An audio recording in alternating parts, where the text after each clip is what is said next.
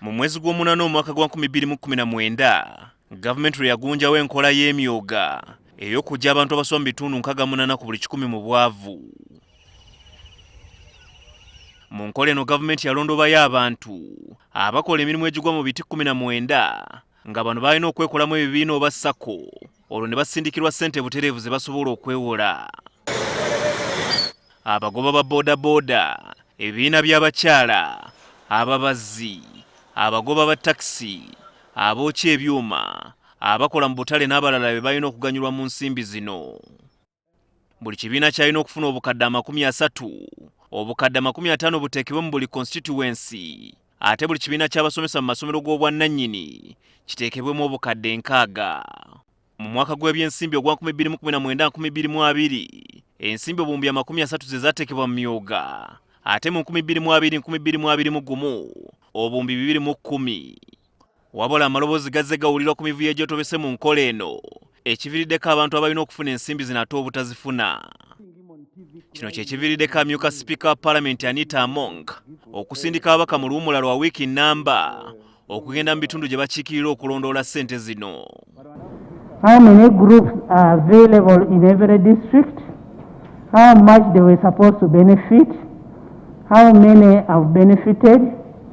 And what is the constraint that they have?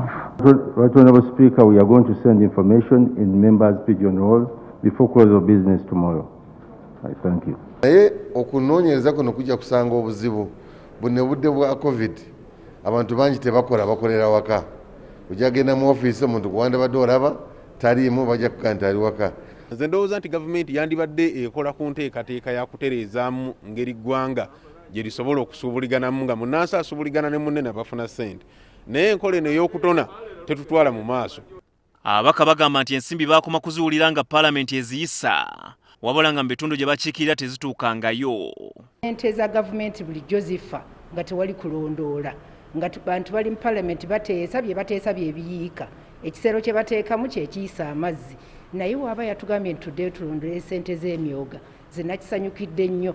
Abantu baffe abamu bali tebasobola kumalirira process y'okubawandiika nga babasaba subscription fee y'emitwalo 2, then olina kubako ne ssente ku account mitwalo 2.3, abamu they would even go ku mitwalo 10.